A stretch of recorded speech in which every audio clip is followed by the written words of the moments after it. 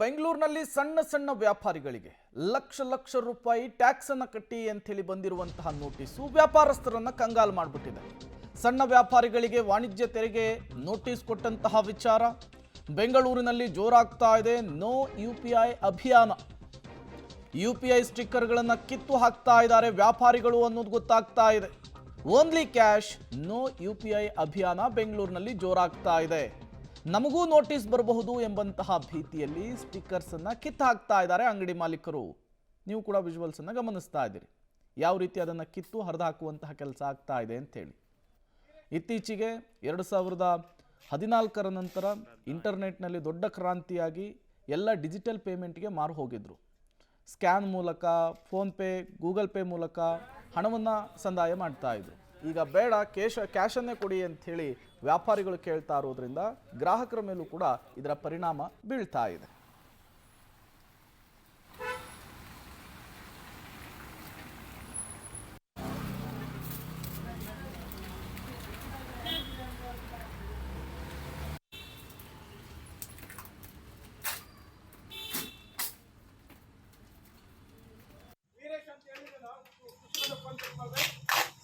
ಶ್ರದ್ಧಾಂಜಲಿ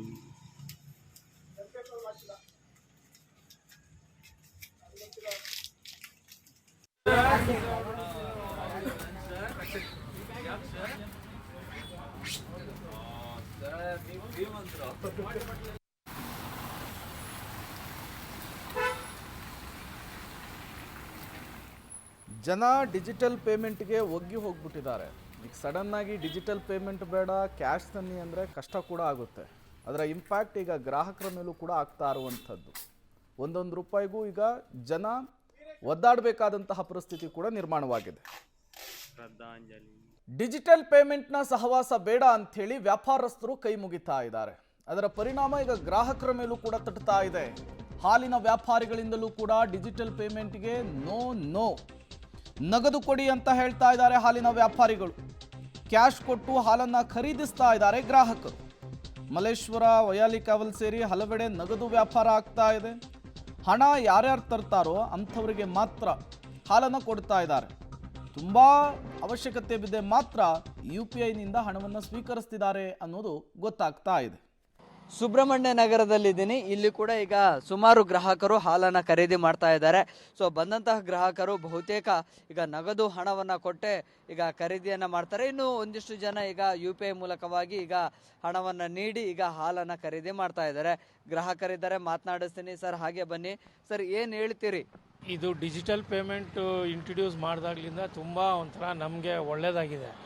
ಯಾಕೆಂದರೆ ದುಡ್ಡು ಇಟ್ಕೊಂಡು ಹೋಗೋಕ್ಕೆ ಬೇಕಾಗಿರಲಿಲ್ಲ. ಚೇಂಜ್ ಪ್ರಾಬ್ಲಮ್ ತುಂಬ ಸಾಲ್ವ್ ಆಗಿದೆ ಆ್ಯಕ್ಚುಲಿ. ಬಟ್ ಇವಾಗ ತಿರ್ಗಾ 2 ರೂಪಾಯಿ 3 ರೂಪಾಯಿ ಚೇಂಜಸ್ ಕೊಡೋಕ್ಕಾಗಲ್ಲ. ಅದರಿಂದ PhonePe is the better option two pay. ಈಗ ಫೋನ್ಪೇ ಮೂಲಕ ವಹಿವಾಟು ನಡೆಸಿದ್ರೆ ಟ್ಯಾಕ್ಸ್ ಕಟ್ಟಿ ಅಂತೇಳಿ ನೋಟಿಸ್ ಕಳಿಸ್ತಾರೆ. ಸೊ ವ್ಯಾಪಾರಿಗಳಿಗೂ ಸಮಸ್ಯೆ, ಮತ್ತೆ ಗ್ರಾಹಕರಿಗೆ ಎಲ್ಲ ಟೈಮಲ್ಲೂ ಕೂಡ ಹಣನ ಜೋಬಲ್ಲಿ ಇಟ್ಕೊಂಡು ಬರ್ಲಿಕ್ಕೆ ಆಗಲ್ಲ ಅಂತ ಅದು ಸಮಸ್ಯೆ ಆಗ್ತಾ ಇದೆ. ಹೌದು, ಅದು ಟ್ಯಾಕ್ಸ್ ಅವ್ರು ಕೊಟ್ಟಿರೋದು ಅದು ತುಂಬ ತಪ್ಪು ಅವ್ರದ್ದು. ಯಾಕೆಂದರೆ ಚಿಕ್ಕವರೆಲ್ಲ ಟ್ಯಾಕ್ಸ್ ಕಟ್ಟೋಕ್ಕಾಗತ್ತೆ ಆ್ಯಕ್ಚುಲಿ. ಬಟ್ ಅವ್ರು ಯಾವಾಗ ಪರ್ಚೇಸ್ ಮಾಡಿರ್ತಾರೋ ಅದನ್ನು ಟ್ಯಾಕ್ಸ್ ಕಟ್ಟೇ ಇರ್ತಾರೆ. ತಿರ್ಗಾ ಟ್ಯಾಕ್ಸ್ ಕಟ್ಟಿ ಅಂದರೆ ಇದು ಅನ್ಯಾಯ, ತುಂಬ ಅನ್ಯಾಯ ಮಾಡ್ತಾ ಇರೋದು. ಇದು ನಾನು ತುಂಬ ಖಂಡಿಸ್ತೀನಿ ಇದನ್ನು. ಸರ್ ಏನು ಹೇಳ್ತೀರಿ? ಸರ್, ಬಂಡವಾಳ ಹಾಕಿದಾಗ ಇವ್ರು ಟ್ಯಾಕ್ಸ್ ಕಟ್ಟಿರಲ್ವಾ? ಸ್ಟಾರ್ಟಿಂಗಲ್ಲೇ GST ಕಟ್ಟಿರಲ್ವಾ? ತಿರ್ಗಾ ಇಲ್ಲೇ ಹಾಕಿ ಇವ್ರಿಗೆ ವಹಿವಾಟಲ್ಲೂ ಟ್ಯಾಕ್ಸು. ಹಾಲು, ತರಕಾರಿ, ಹೂವು ಅದಕ್ಕೆ ಯಾವುದಕ್ಕೂ ಕೂಡ GST ಇರೋದಿಲ್ಲ. ಹಾಗಿದ್ರೂ ಕೂಡ ನೀವು ವಹಿವಾಟು ಜಾಸ್ತಿ ವ್ಯಾಪಾರಿಗಳಿಗೆ ಇವರು ಟ್ಯಾಕ್ಸ್ ಎಲ್ಲ ಹಾಕ್ಬಿಟ್ರೆ ಅವ್ರು ಎಲ್ಲಿಗೆ ಹೋಗ್ಬೇಕು? ಈಗ ಚೇಂಜ್ ಬ್ಯಾಂಕಲ್ಲಿ ತಿಂಗಳಿಗೆ 4 ರಜಾ ಕೊಡ್ತಾರೆ. ಯಾವುದು? Second Saturday, fourth Saturday, include Sunday. 4 ರಜಾ ಅಲ್ಲೇ ಹೋಯ್ತು. ಆಮೇಲೆ ಗೌರ್ಮೆಂಟ್ ಹಾಲಿಡೇಸ್ ಬರುತ್ತೆ. ಆವಾಗ ಬ್ಯಾಂಕಲ್ಲಿ ಎಲ್ಲಿಂದ ನಾವು ಹೋಗಿ ನಾವು ಡ್ರಾ ಮಾಡ್ಕೊಂಬರೋಣ ಅಮೌಂಟ್ನ? ATM ಅಲ್ಲಿ ಯಾವಾಗೂ ದುಡ್ಡಿರಲ್ಲ. ಇದು ಸರ್ಕಾರದ ತಪ್ಪ ಇಲ್ಲ ಇವ್ರ ಗ್ರಾಹಕರು ತಪ್ಪ?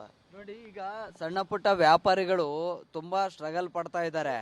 ಗ್ರಾಹಕರು ಕೂಡ ಅಷ್ಟೇ ದುಡ್ಡನ್ನ ಕ್ಯಾರಿ ಮಾಡ್ಲಿಕ್ಕೆ ಆಗ್ತಾ ಇಲ್ಲ. ಆದ್ರೂ ಕೂಡ ಸರ್ಕಾರ ಒಂದು ಸ್ಪಷ್ಟ ನಿಲುವು ತೆಗೆದುಕೊಳ್ತಾ ಇಲ್ಲ.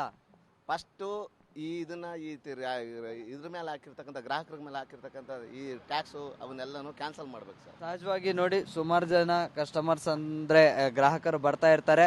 ಈಗ ಒಂದಿಷ್ಟು ಜನ ನಗದು ಹಣವನ್ನ ಕೊಟ್ರೆ, ಒಂದಿಷ್ಟು ಜನ UPI ಮೂಲಕವಾಗಿ ಕೂಡ ಕೊಡ್ತಾ ಇರ್ತಾರೆ. ಸೊ ಈಗ ವ್ಯಾಪಾರಿಗಳಿಗಂತೂ ತುಂಬಾ ಅವರು ಕೂಡ ರಿಕ್ವೆಸ್ಟ್ ಮಾಡ್ತಾ ಇರೋದು ಏನು ಅಂದ್ರೆ ನೆಟ್ ಕ್ಯಾಶ್ ಅನ್ನ ಕೊಡಿ ಅಂತೇಳಿ. ಏನು ಹೇಳ್ತೀರಿ ಸರ್? ನಾನು ಆದಷ್ಟು ಫೋನ್ಪೇನೇ ಮಾಡೋದು. ಎಲ್ಲ ಕಡೆ ಭೀಮ್ UPI ಯೂಸ್ ಮಾಡ್ತೀವಿ. ಸುಮಾರು ಗ್ರಾಹಕರು ತಗೋತಾರೆ ಇಲ್ಲಿ ಎಲ್ಲನೂ. ಈಗ ಸುಮಾರು ಈಗ ಟ್ಯಾಕ್ಸ್ ಕಟ್ಟಬೇಕು ಅಂತ ಹೇಳಿ ನೋಟಿಸ್ ಅನ್ನ ಕಳಿಸಲಾಗ್ತಾ ಇದೆ. ಸೊ ಹಾಗಾಗಿ ಸುಮಾರು ವ್ಯಾಪಾರಿಗಳು ಕೂಡ ಈಗ ಕ್ಯಾಶ್ ಆ್ಯಂಡ್ ಕ್ಯಾರಿ ಅಂದರೆ ನೆಟ್ ಆಗಿ ದುಡ್ಡು ತೊಗೊಂಡು ಬನ್ನಿ, ಹಣದ ಮೂಲಕವಾಗಿನೇ ವ್ಯವಹಾರ ಮಾಡಿ ಅಂತಿದ್ದಾರೆ, ರಿಕ್ವೆಸ್ಟ್ ಮಾಡ್ತಾ ಇದ್ದಾರೆ ಅಂತ. ರಿಕ್ವೆಸ್ಟ್ ಹೌದು, ಆದರೆ ಆದಷ್ಟು ನಾವು UPIಗೆ ಹೋಗಬೇಕು. ಆಮೇಲೆ GST ಅವ್ರಿಗೆ ಗೊತ್ತಿದ್ರೆ ವ್ಯಾಪಾರಿಗಳಿಗೆ ಸುಲಭ ಆಗುತ್ತೆ. UPI ಉಪಯೋಗಿಸೋದೇ ಒಳ್ಳೆಯದು. ವ್ಯಾಪಾರಿ ಇದ್ದಾರೆ ಸರ್, ಹಾಗೆ ಬನ್ನಿ ಸರ್. ಈಗ ಸರ್ ಇದು ಸುಮಾರು ಗೊಂದಲ ಇದೆ ಮತ್ತು ಒಂದು ರೀತಿಯಲ್ಲಿ ಆತಂಕ ಇದೆ ಸಣ್ಣ ಪುಟ್ಟ ವ್ಯಾಪಾರಿಗಳಿಗೆ. ಟ್ಯಾಕ್ಸ್ ಕಟ್ಟಬೇಕು ಅಂತ ಹೇಳಿ ನೋಟಿಸ್ ಕಳಿಸ್ತಾರೆ, ಸ್ಪಷ್ಟೀಕರಣಕ್ಕೆ ಅಂತ ಕಳಿಸ್ತಾರೆ. ನಿಮ್ಗೆ ಎಷ್ಟು ಆತಂಕ ಇದೆ? ಏನು ಹತ್ರ ಭಯ ಇಲ್ಲ, ಏನು ಮಾಡೋಕ್ಕಲ್ಲ. ಈಗ ನಮ್ಮ ಹಾಲಲ್ಲಿ ಸಿಗೋದೆ 5 ಪೈಸೆ 1 ರೂಪಾಯಿ ಇರುತ್ತೆ.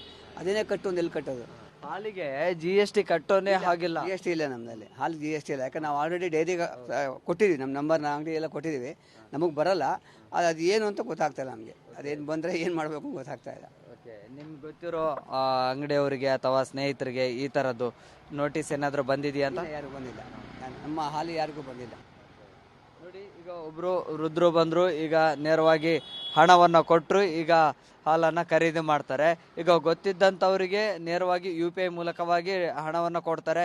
ಗೊತ್ತಿಲ್ಲದೆ ಇದ್ದಂಥವ್ರು ನೇರವಾಗಿ ಹಣವನ್ನು ಕೊಟ್ಟೆ ಈಗ ಹಾಲನ್ನು ಖರೀದಿ ಮಾಡಬೇಕಾಗ್ತದೆ. ಸೊ ಅಂಥವ್ರಿಗೆ ಡಿಜಿಟಲ್ ಪೇಮೆಂಟ್ ಬಗ್ಗೆ ಕೂಡ ಅಷ್ಟೊಂದು ಐಡಿಯಾ ಕೂಡ ಇರೋದಿಲ್ಲ. ಸೊ ಹೀಗಿರುವಾಗ ಒಂದಿಷ್ಟು ಗೊಂದಲಗಳು ಕೂಡ ಆಗುತ್ತೆ. ಇನ್ನು ವ್ಯಾಪಾರಿಗಳಿಗಂತೂ ಕೂಡ ಸುಮಾರು ವ್ಯಾಪಾರಿಗಳಿಗೆ ಏನಾಗುತ್ತೆ ಅಂದರೆ ಹಣವನ್ನು ನೆಟ್ ಕ್ಯಾಶನ್ನೇ ಕೊಡಿ ಅಂತೇಳಿ ಇಲ್ಲದೇ ಇದ್ದಂಥ ಸಂದರ್ಭದಲ್ಲಿ ಒಂದಿಷ್ಟು ಆನ್ಲೈನ್ ಮೂಲಕವಾಗಿ ಹಣವನ್ನು ತೆಗೆದುಕೊಳ್ಳುವಂಥ ವ್ಯವಸ್ಥೆಯನ್ನು ಮಾಡ್ತಾರೆ. ಆದರೆ ಒಂದಂತೂ ಆತಂಕ ಇದೆ, ಆದರೆ ಎಲ್ಲಿ ನಮಗೂ ಕೂಡ ನೋಟಿಸ್ ಬರುತ್ತೋ ಅನ್ನುವಂತಹ ಆತಂಕ ಕೂಡ ಇದೆ. ಅದೇ ಆತಂಕದಲ್ಲಿಯೇ ವ್ಯಾಪಾರವನ್ನು ಕೂಡ ಮಾಡ್ತಾ ಇದ್ದಾರೆ. ವಿಡಿಯೋ ಜರ್ನಲಿಸ್ಟ್ ಹನುಮಂತ್ ಜೊತೆ Prakash D Rampur, public TV, Bengaluru.